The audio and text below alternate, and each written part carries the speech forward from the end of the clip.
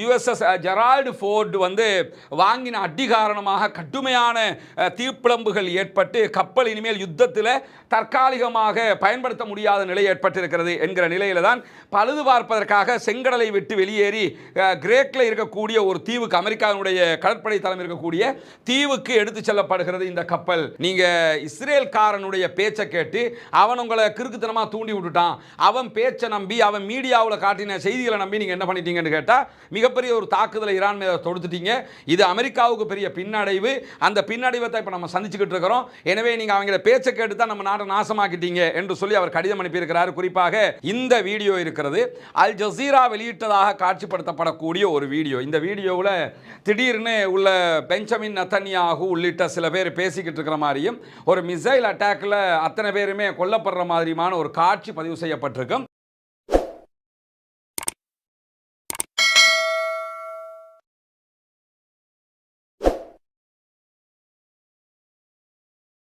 அன்பிற்கினிய சகோதர சகோதரிகளை நம் அனைவர் மீதும் ஏக இறைவனுடைய அமைதியும் கருணையும் உண்டாகட்டுமாக என்கிற உயரிய பிரார்த்தனைகளோடு வளைகுடா நாடுகளை நோக்கி தொடர்ச்சியாக ஒரு பரபரப்பான சூழல் இருப்பதை நம்ம பார்த்து வர்றோம். ஏன்னா ஏற்கனவே காசாவில் ஒரு 2 ஆண்டு கால பாரிய யுத்தம் நடைபெற்று தற்போது ஒரு யுத்தம் தணிந்த நிலையில் இருக்கிற போது மீண்டும் ஒரு பாரிய யுத்தம் ஈரானை நோக்கி அமெரிக்க இஸ்ரேலிய ஆக்கிரமிப்பு இராணுவங்களால் நடத்தப்பட்டு கொண்டிருக்கிறது. அதற்கு பதிலடியாக ஈரானும் அமெரிக்க இஸ்ரேலிய தளங்கள் மீதும் அமெரிக்காவினுடைய மத்திய கிழக்கில் இருக்கக்கூடிய தளங்கள் மீதும் தொடர் தாக்குதல்களை நடத்தி கொண்டே இருக்கிறார்கள். இப்படியான சூழல்ல தான் இன்றைய நாளிலும் பலவிதமான செய்திகளும் வெளியாகி இருக்கிற. அந்த செய்திகளுக்கு செல்வதற்கு முன்பதாக ஆரம்பமாக ஒரு செய்தியை தெளிவுபடுத்திக் கொள்ள வேண்டியிருக்கிறது. குறிப்பாக தொடர்ந்து எல்லோராலும் பல தடவைகள் வாட்ஸ்அப்புகளில் பரப்பப்படக்கூடிய ஒரு வீடியோவாக இந்த வீடியோ இருக்கிறது. அல் ஜசீரா வெளியிட்டதாக காட்சிப்படுத்தப்படக்கூடிய ஒரு வீடியோ. இந்த வீடியோவில் திடீர்னு உள்ள பெஞ்சமின் நெதன்யாகு உள்ளிட்ட சில பேர் பேசிக்கிட்டு இருக்கிற மாதிரியும் ஒரு மிசைல் அட்டாக்ல அத்தனை பேருமே கொல்லப்படுற மாதிரியான ஒரு காட்சி பதிவு செய்யப்பட்டிருக்கும். அதை எப்படி போட்டிருப்பாங்கன்னா, அல் ஜசீரா தன்னுடைய எக்ஸ் பக்கத்தில் வெளியிட்டிருக்கக்கூடிய ஒரு வீடியோ, சிசிடிவி காட்சியெல்லாம் வெளியிட்டிருக்கிறாங்க என்று சொல்லி போடப்பட்டிருக்கும். துல்லியமாக ஏஐயினால் தயாரிக்கப்பட்டிருக்கக்கூடிய ஒரு வீடியோ. இப்படியான ஒரு வீடியோ அல் ஜசீரா எங்கேயுமே போடலை. இன்னும் சொல்ல போனால் ஒரு விஷயத்தை தயவு செய்து மனதில் புரிஞ்சுக்கிறேங்க. என்னன்னா, இந்த பெஞ்சமின் நெதன்யாகு செத்துட்டாருன்னு சொல்லி அந்தால ஃபேஸ்புக்லையும் எக்ஸ்லையும் அதுலையும் இதுலையும் ஒரு 1000 வாட்டி சாகடிச்சாச்சு. இப்போ முதல்ல அப்படி ஒருத்தன் செத்து போனான்னு சொன்னால் அது உலகத்தில் அவர்களை சார்ந்த மீடியாக்களை ஆமாம் எங்கால் செத்து போயிட்டான் என்று சொல்லுகிற அளவுக்கு தான் நிலைமை இருக்கும். அதை விட்டு என்னன்னா எது வந்தாலும் அவன் செத்துட்டான்னு சொல்லி நம்ம எதை நோக்கி போறோம்னு தெரியாமலே அதை பற்றியே பேசிக்கிட்டு இருக்கிறோம். பெஞ்சமின் நெதன்யாகு மிகப்பெரிய கொடுமைக்காரன், உலகத்தில் நம்பர் 1 அநியாயக்காரன். அவனால தான் இவ்வளவு அப்பாவிகள் காசாவில் அளிக்கப்பட்டாங்க, இப்பொழுது ஈரானில் அளிக்கப்பட்டு கொண்டிருக்கிறாங்க. இது எல்லாத்துக்கும் அவன் தான் பின்னணிங்கிறதுல யாருக்கும் மாற்று கருத்து இல்லை. அவன் இந்த உலகத்திலும் தண்டனை பெற்று மறுமையிலும் தண்டிக்கப்பட வேண்டும் என்பதுதான் நம் அத்தனை பேருடைய ஆழ்ந்த பிரார்த்தனையும் கோரிக்கையாகவும் இருக்கக்கூடிய இந்த தருணத்தில் அவன் கொல்லப்பட்டால் கொல்லப்பட்டு விட்டான் என்று எல்லா மீடியாவும் சொல்லிடும். அதை நம்மளும் எடுத்து சொல்லிடுவோம், யாரும் சொல்லிடலாம். இதை விட்டுவிட்டு என்னன்னு கேட்டால் அவர் கொல்லப்பட்டு விட்டார் அல்ஹம்துலில்லாஹ் இங்கே பாருங்க டிவி காட்சின்னெல்லாம் இந்த மாதிரி காட்சிகளை பரப்பாதீங்க. புனிதமிக்க ரமலானுடைய காலத்தில் நம்ம இருக்கிறோம். கஃபாபில் மரி கதிபன் ஐயு ஹத்திஸ பிகுல்லி மா சமிஆ என்றார்கள் ரசூலுல்லாஹ். ஒருவன் கேள்விப்பட்டதையெல்லாம் பரப்புறதை அவன் பொய்யன் என்பதற்கு போதுமான ஆதாரம். நம்மை கரெக்டான உண்மையான செய்தியை தான் கொண்டு போய் சேர்க்கணுமே தவிர இந்த மாதிரி வர்றதை எல்லாமே பரப்பிக்கிட்டு இருக்கக்கூடாது. இது போலியான செய்திங்கிறத புரிஞ்சுக்கிறங்க. எந்த செய்தியாக இருந்தாலும் வருகிற செய்தி உண்மையாக இருந்தால் மட்டும்தான் நம்ம மக்கள் மயப்படுத்த வேண்டும் என்பதை ஆரம்பமாக சொல்லிக் கொள்ளுகிற அதே நேரத்தில் வெளியாகி இருக்கக்கூடிய பல முக்கியமான செய்திகளில் முதன்மையான ஒரு செய்தி என்னன்னு கேட்டால், இலங்கை கடற்பரப்பிலே அதாவது இந்திய பெருங்கடலில் வைத்து அமெரிக்காவுடைய சப்மரின் மூலமாக தாக்குதலுக்கு உள்ளாக்கப்பட்ட ஈரானுடைய நேவி கப்பலில் கொல்லப்பட்ட ஈரானுடைய மாலுமிகள் அத்தனை பேருடைய ஜனாசாக்களும் ஈரானுக்கு அனுப்பி வைக்கப்பட்டது. கிட்டத்தட்ட 84 பேருடைய ஜனாசாக்களை இலங்கை அரசு ஈரானுக்கு அனுப்பிட்டாங்க. அவர்களுடைய இறுதி கிரியைகள், ஜனாசா அடக்கம் செய்யப்படக்கூடிய நிகழ்வுகள் தெஹரானிலே நடைபெற்றது. லட்சக்கணக்கான மக்கள் குவிந்திருந்த ஒரு நிகழ்வாக அந்த நிகழ்வு மாறியிருந்தது. அந்த நிகழ்விலே ஈரானுடைய மிக முக்கியமான தலைவர்கள் பல பேரும் பங்கெடுத்திருந்த செய்திகள் எல்லாம் இன்றைக்கு வெளியாகி கொண்டிருக்கிறது. குறிப்பாக நேற்றைய தினம் அலி லாரிஜானி, ஈரானுடைய சுப்ரீம் செக்யூரிட்டி கவுன்சிலுடைய லீடர், அவர் கொல்லப்பட்டிருந்தார். அதே போன்று ஃபாசிஜ் படைப்பிரிவினுடைய தளபதி கொல்லப்பட்டிருந்தார். இது அல்லாமல் மாலிமுகில் 84 பேர் கொல்லப்பட்டிருந்தார்கள். இலங்கையில் கிட்டத்தட்ட ஒரு 32 பேர் மீட்கப்பட்டிருக்கிறார்கள். அதில் 10க்கும் மேற்பட்டவர்கள் தற்போது மருத்துவமனையிலிருந்து வெளியேறிட்டாங்க. 20 பேர் இன்னும் ஹாஸ்பிட்டலில், கராப்பிட்டியா ஹாஸ்பிட்டலில் இருக்கிறாங்க. இதை தாண்டி கிட்டத்தட்ட 20 பேர் இன்னும் காணவில்லை. அதாவது கடல்ல இருந்து அவங்களுடைய பாடியை இலங்கை கவர்மெண்ட்டும் எடுக்கல, யாரும் எடுக்கல. அவருடைய ஜனாசா எங்கன்னதும் தெரியாமல் இருக்கு. 20 பேரை காணவில்லை என்றும் அறிவிக்கப்பட்டிருக்கு. இந்த சூழலில் தான் அவர்களுக்குரிய ஜனாசா அடக்கம் நிகழ்வு நடைபெற்றது. லட்சக்கணக்கான மக்கள் அதில் பங்கெடுத்திருந்த காட்சியை பார்க்க முடியும். நமக்கு இருக்கக்கூடிய ஒரே கேள்வி என்னன்னு கேட்டால், ஒரு மாபெரும் யுத்தம் நடக்கிறது, எந்த நேரத்தில் எப்போ அட்டாக் நடக்கும் என்று தெரியாத நிலையிலையும் ஒரு இந்த மாதிரியான நிகழ்வுகளில் கூட எப்படி அந்த மக்கள் லட்சக்கணக்கில் பங்கெடுக்கிறார்கள் என்பதுதான் மிக முக்கியமானது.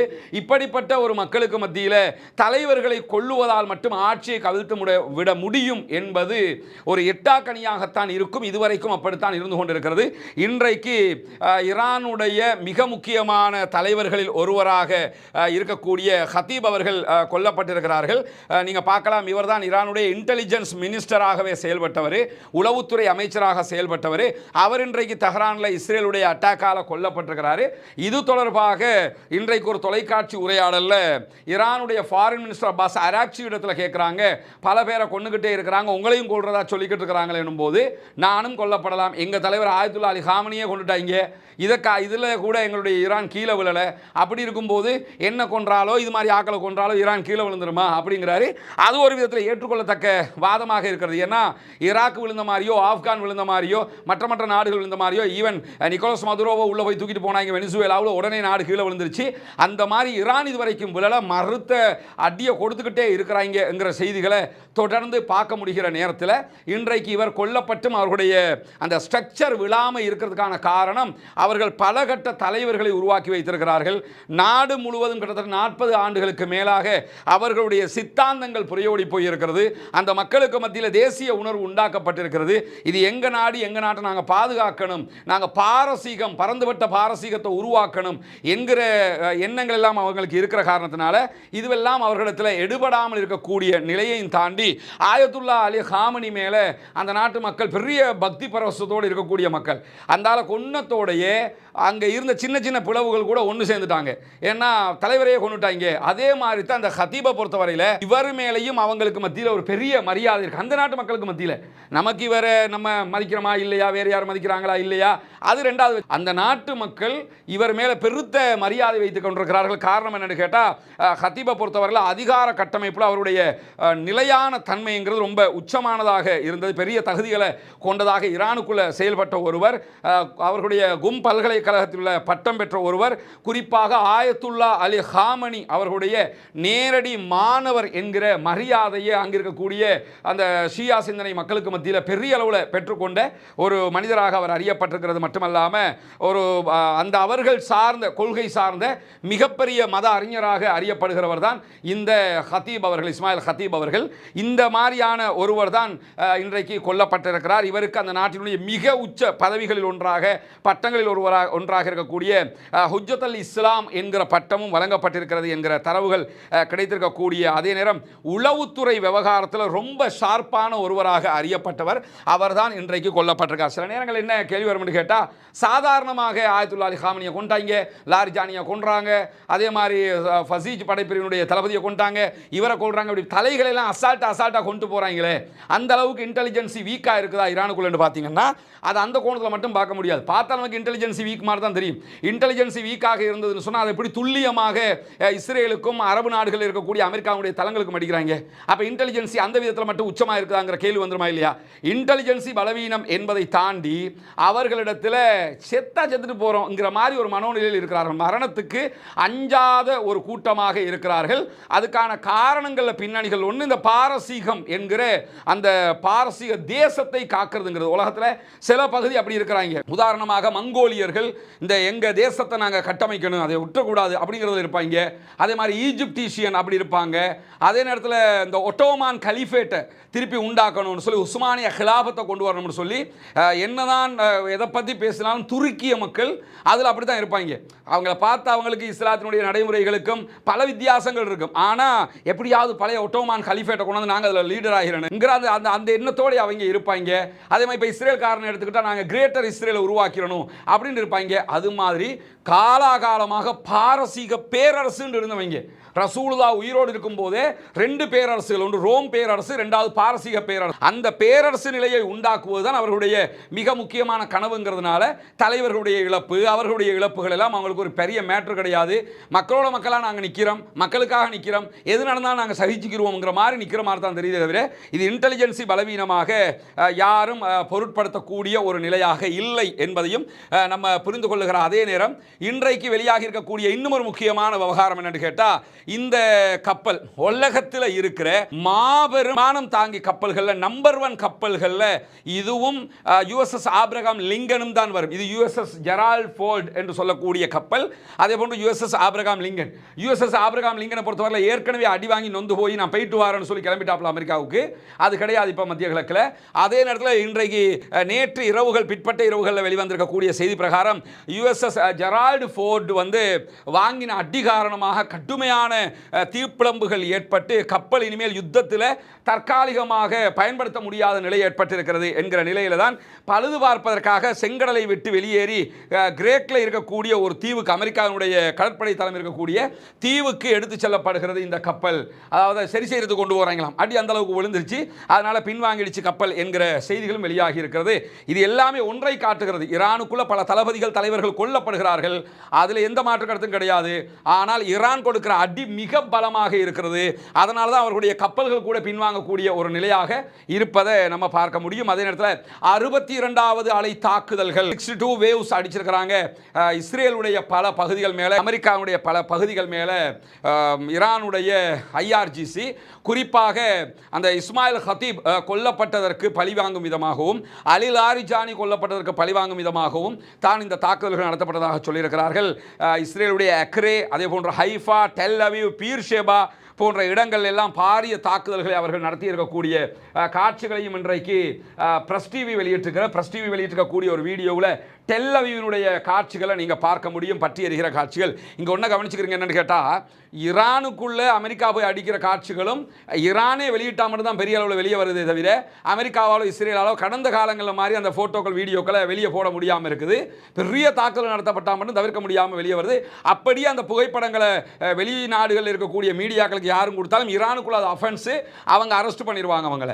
ஏன்னா நாட்டினுடைய அந்த வீரத்தை அதை கட்டுப்படுத்தணும், மக்கள் பலவீனப்படக்கூடாதுங்கிறதுக்காக அதை அவங்க செய்கிறாங்க. இதே வேலையை தான் இஸ்ரேல்காரன் தொடர்ந்து செஞ்சே வந்துகிட்டு இருக்கிறான். ஆனால் அமெரிக்க அதிபர் டொனால்ட் ட்ரம்ப் என்ன சொல்கிறான்னு கேட்டால், எங்களுக்கு அடிக்கிற மாதிரி நிறைய வீடியோக்களை ஏஐயில் செஞ்சு ஈரான் பரப்பிக்கிட்டு இருக்கிறாங்க.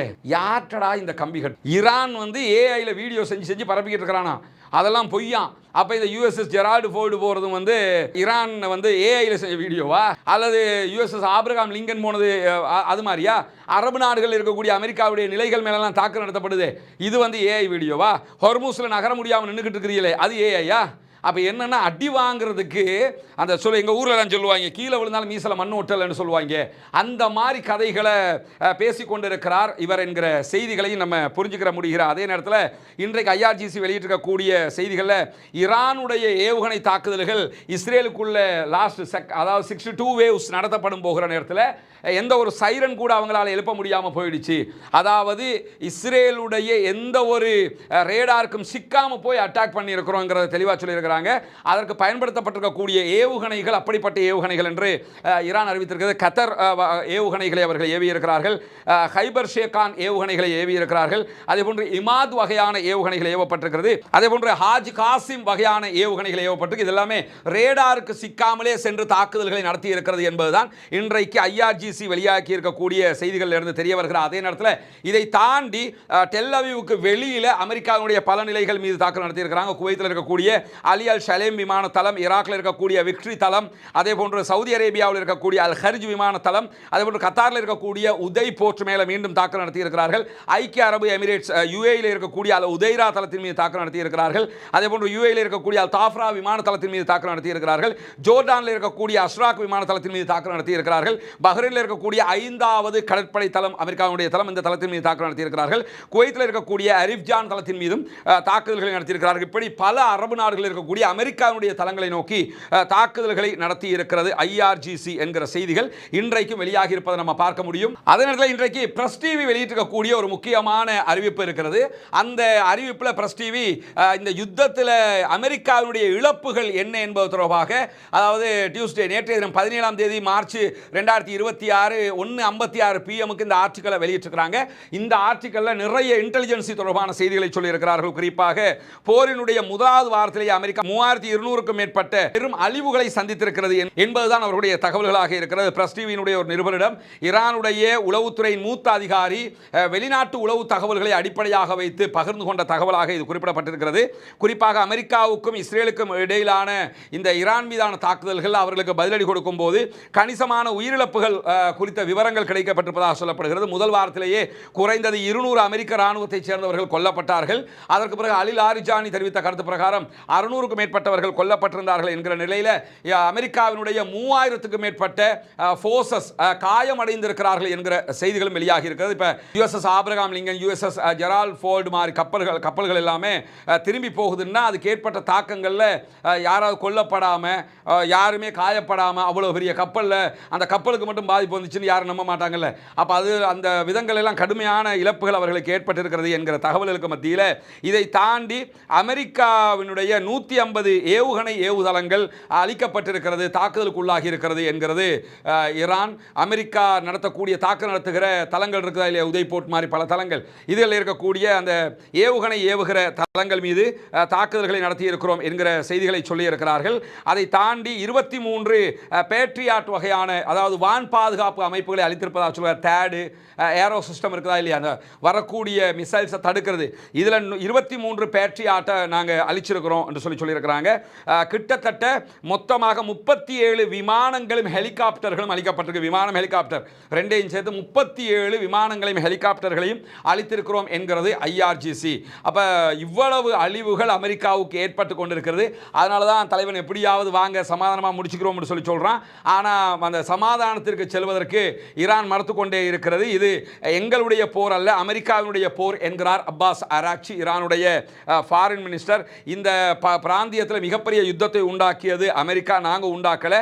எனவே நாங்கள் பொதுமக்கள் மேலே தாக்குதல் நடத்தலை, அமெரிக்காவுடைய தளங்கள் மேலேயும் இஸ்ரேல் மீது தான் நாங்கள் தாக்குதல் நடத்திக்கிட்டு இருக்கிறோம். ஹொர்முஸ் ஜலசந்தியை மூடித்தான் வைப்போம். நாங்கள் இந்த நேரத்தில் யுத்த நிறுத்தத்தை நிராகரிக்கிறோம். ஏனென்று சொன்னால் இந்த யுத்தம் நிரந்தரமாக முடிவுக்கு வரணும். இந்த தற்காலிகமாக நீங்கள் வெப்பனை ரெடி பண்ணிக்கிட்டு திருப்பி வந்து எங்களோட சண்டை பிடிக்கிறது இதுக்கு வரக்கூடாது. இனிமே சீஸ் ஃபயர் என்று சொல்லி சொன்னால் பெர்மனன்ட் சீஸ் ஃபயர் தான். அதுக்கு வர்றதா இருந்தால் வாங்க, இல்லைன்னா வரமாட்டோம்னு சொல்லி தெளிவாக இவ்வளவு. அப்போ யோசிக்கிறங்க, இந்த தலைவர்கள் கொல்லப்படுவதால் ஈரானுக்கு பலவீனமானு பார்த்தீங்கன்னா பலவீனம் இல்லை.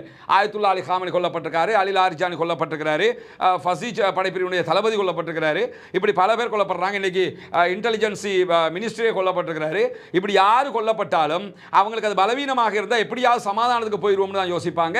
நாங்கள் சமாதானத்துக்கு ரெடி இல்லை என்பதில் ஈரான் மிக தெளிவாக இருக்கக்கூடிய செய்திகள் வெளியாகி இருக்கிற அதே நேரத்தில் இன்றைக்கு ஈரானுக்குள்ள 100க்கும் மேற்பட்டவர்கள் கைது செய்யப்பட்டிருக்கிறார்கள். இவர் அத்தனை பேரும் மொசாத் உளவு அமைப்புக்காக செயல்பட்டவர்கள் என்றும் அதில் 4 பேர் உடனடியாக மரண தண்டனை நிறைவேற்றப்பட்டிருக்கிறார்கள். 4 பேரை தட்டி தூக்கியிருக்கிறாங்க. 100க்கும் மேற்பட்டவர்களை 23 மாகாணங்களில் கைது செய்திருக்கிறோம் என்கிறது ஈரான். இப்படியான சூழ்நிலையில் தான் சற்று நேரத்துக்கு முன்பதாக ஈரான் விடுத்திருக்கக்கூடிய ஒரு முக்கியமான அறிவிப்பு பிரகாரம் சவுதி அரேபியா, கத்தர், UAE இந்த 3 நாடுகளிலும் இருக்கக்கூடிய எண்ணெய் உற்பத்தி நிலையங்களுக்கு அருகில் வசிக்கக்கூடிய மக்கள் அத்தனை பேரும் உடனே வெளியேறுங்க அப்படின்னு சொல்லி ஒரு அறிவிப்பை விடுத்திருக்கிறாங்க. ஏன்னா அந்த இடங்களுக்கெல்லாம் அட்டாக் பண்ண போகிறோம்னு சொல்லியிருக்கிறாங்க. குறிப்பாக தெற்கு ஈரானில் செயல்பட்டு வந்த எரிவாயு பதப்படுத்தக்கூடிய ஆலைகள் மீதான தாக்குதலை இன்றைக்கு இஸ்ரேல் நடத்தியிருந்தது உலகத்திலேயே மிகப்பெரிய எரிவாயு பதப்படுத்தக்கூடிய ஒரு ஆலையாக இருப்பது இந்த தெற்கு ஈரானில் இருக்கக்கூடிய இந்த ஃபேக்டரி தான், இந்த தொழிற்சாலை, இந்த வயல் தான்.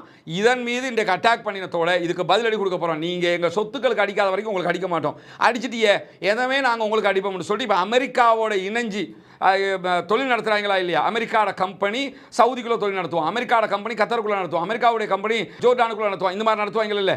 அந்த அமெரிக்காவை இலக்கு வைத்து, சவுதின்னா சவுதிக்கு அடிக்கிறான்னு அர்த்தம் புரிஞ்சுக்கிற கூடாது. சவுதியில் இருக்கிற அமெரிக்காவுடைய தளத்துக்கு அடிக்கிறான்னு அர்த்தம், சவுதியில் இருக்கிற அமெரிக்காவுடைய சொத்துக்கு அடிக்கிறான்னு அர்த்தம். அந்த மாதிரி 5 வளாகங்கள், அதாவது 2 சுத்திகரிப்பு நிலையங்கள், 2 பெட்ரோ கெமிக்கல் வளாகங்கள், ஒரு எரிவாயு வயல், இந்த பகுதிகளிலிருந்து உடனே வெளியேறுங்கன்னு சொல்லி வெளியேற்ற அறிவிப்பை கொடுத்திருக்கிறாங்க. குறிப்பாக சவுதி அரேபியாவில் இருக்கக்கூடிய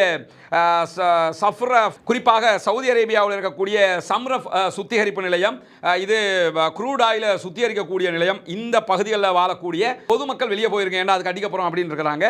அதே மாதிரி ஜுபையில் இருக்கக்கூடிய பெட்ரோ கெமிக்கல் வளாகம், அந்த வளாகத்திலிருந்து வெளியே போங்க, பொதுமக்கள் வெளியே போங்கிறாங்க, யாரும் உயிரிழப்புகள் வராமல் இருக்கிறதுக்காக சொல்லிக்கிட்டு தான் அடிப்பாங்க. அந்த மாதிரி நாங்கள் அடிக்க போறோம் இருக்கிறாங்க. யூஏயில் இருக்கக்கூடிய ஹுசன் என்கிற ஒரு எரிவாயு வயல், அந்த கேஸ் எல்என்ஜி தயாரிக்கக்கூடிய இடம், அந்த இடத்துக்கு அடிக்க போறோம் இருக்கிறாங்க. அதே போன்று அல் மொசாயித் ஹோல்டிங் என்கிற ஒரு இடம், அதே போன்று பெட்ரோ கெமிக்கல் வளாகம் யூஏயில், இந்த 3க்கும் அடிக்க போறோம் இருக்காங்க.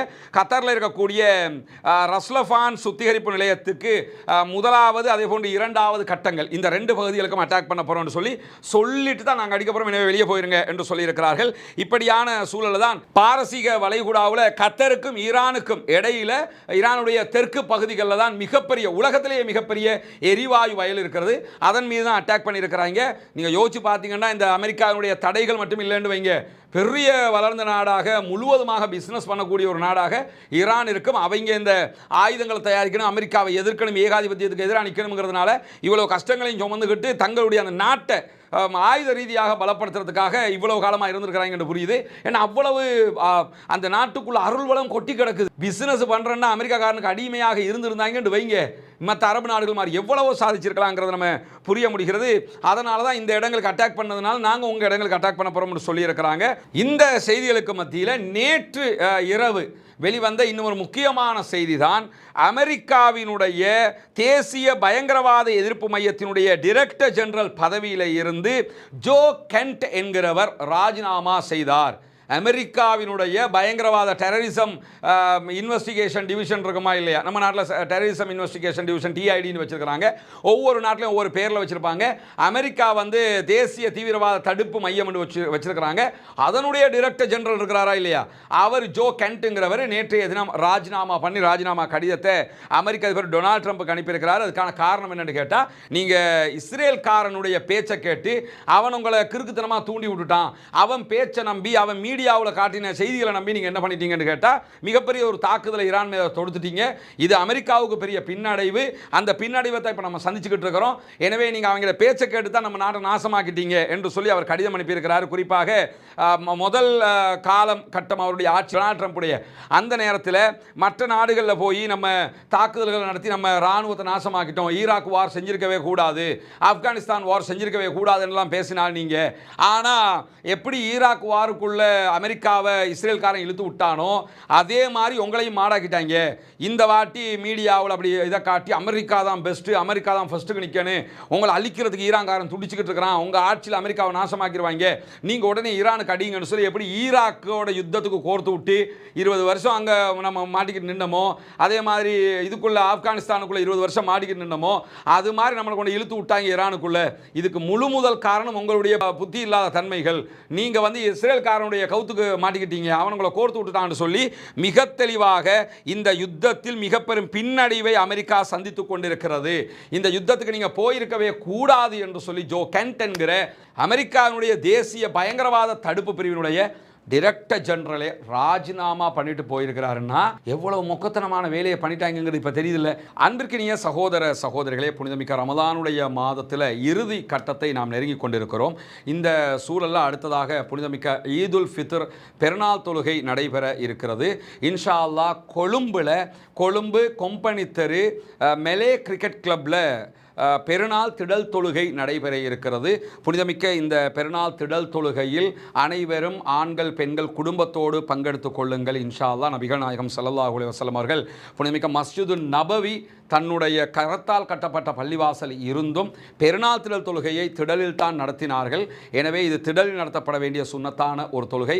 ஆண்கள் பெண்கள் அத்தனை பேரும் பங்கெடுக்க வேண்டிய ஒரு தொழுகையாக இருக்கிறது. கொழும்பு கம்பெனி தெரு, அதாவது கொலம்போ டு கம்பெனி தெரு, ஸ்லேவ் ஐலண்டில் இருக்கக்கூடிய கோர்ட்ஸ் கோவில் ஒன்று இருக்குது. கோவிலை ஒட்டி கோர்ட்ஸ் இருக்கும், நீதிமன்றம் இருக்குது. அந்த நீதிமன்றத்தோடு இருக்கக்கூடிய ரோட்டில் உள்ளே வந்தீங்கன்னு சொன்னால் மெலே கிரிக்கெட் கிளப் இருக்கிறது. அந்த நீதிமன்ற வளாகத்தை ஒட்டி அந்த ரோட்டில் தாராளமாக காலை நேரத்தில் வேண்டிய அளவுக்கு பார்க்கிங் வசதிகள் எல்லாம் இருக்கிறது. எனவே பெருநாள் தினத்தில் சரியாக 7 மணிக்கு தொழுகை ஆரம்பிக்கப்பட இருக்கிறது. இன்ஷா அல்லாஹ் நான் உரையாற்ற இருக்கிறேன். அதிலே கலந்து கொள்ளக்கூடிய சகோதரர்கள் நேர காலத்தோடு வீடுகளிலேயே ஒது செய்துவிட்டு இந்த பெருநாள் திடல் தொழுகையில் பங்கெடுக்குமாறு அன்பாக கேட்டுக்கொள்கிறோம். உலக நாடுகள் முழுவதும் பெட்ரோல் இல்லை, டீசல் இல்லை, எரிவாயு இல்லை, கியூல நிற்க வேண்டியிருக்குது, பொருளாதாரம் மந்தன் இல்லை, எல்லா நாடும் துடிச்சுக்கிட்டு இருக்கிறான். நேட்டோ வரமாட்டேன்ட்டான், யூரோப் வரமாட்டேன்னு சொல்லிட்டான், எந்த நாடுமே உன்னோட சேர்ந்து சண்டைக்கு வரமாட்டேன்ட்டான். இப்போ என்ன பண்ணுறான்னு கேட்டால், இன்னும் சொல்ல போனால் இந்த யுஎஸ்எஸ் ஜெரால்டு ஃபோர்ட் எல்லாம் இருக்குதுல்ல, இதையெல்லாம் இப்போ பின்னுக்கு எடுக்கிறதுக்கு இன்னும் சில காரணங்களும் இருக்குது. என்னென்னு கேட்டால், இந்த அடி வாங்கிட்டோம்ங்கிறத வச்சா கொஞ்சம் ரெப்பையாருக்கு போகிறோம்டாது போயிடுவோம். யூஎஸ்எஸ் ஆபிரகாம் லிங்கனே எடுத்துட்டாங்க. இப்படி ஒரு கட்டம் வரக்கில் நாங்கள் ஜெயிச்சிட்டோம், காமனியை கொண்டோம், அவரை இவரெல்லாம் கொண்டுட்டோம், நாங்கள் போயிட்டு வரோம், நாங்கள் தான் வெற்றின்னு சொல்லிட்டு சும்மாவே இருந்தாலும் எனக்கு தாங்க நோபல் பரிசை தாங்கன்னு கேட்டுக்கிட்டு இருந்த ஒரு பைத்தியம் இப்போயும் என்ன பண்ணுவாருன்னு கேட்டால், நான் ஜெயிச்சிட்டேன்னு சொல்லிட்டு போயிடுவதற்கு வாய்ப்பு இருக்கிறது. இது வரைக்கும் உள்ள நிலை இப்படித்தான் இருக்கிறது. ஈரான் தலைவர்களை இழந்தாலும் தன்னுடைய பலத்தை இழக்காமல் இருக்கிறது என்பதை நாம் புரிந்து கொள்ள வேண்டும். பொறுத்திருந்து பார்ப்போம் என்னவெல்லாம் நடக்கிறது என்பதை. தொடர்ந்து இணைந்திருங்கள் ரஸ்மின் மேசி நியூஸ் மற்றும் ரஸ்மின் டாக்ஸ் ஆகிய 2 சேனல்களோடு என்கிற செய்திகளுக்கு மத்தியிலே தொடர்ந்தும் அந்த பாதிக்கப்படுகிற மக்களுக்காக, ஆக்கிரமிப்பாளர்களுக்கு எதிராக அல்லாஹ்விடத்திலே பிரார்த்தனை செய்யுங்கள். ஈரான் மீதான ஆக்கிரமிப்பு யுத்தம் நிறுத்தப்பட வேண்டும், மத்திய கிழக்கிலே அமைதி திரும்ப வேண்டும், முழு உலகிலும் அமைதி திரும்ப வேண்டும் என்கிற பிரார்த்தனைகளோடு ஜனநாயக ரீதியாக தொடர்ந்தும் குரல் போமாக வாகிறதா. அல்ஹம்துலில்லாஹி ரப்பில் ஆலமீன்.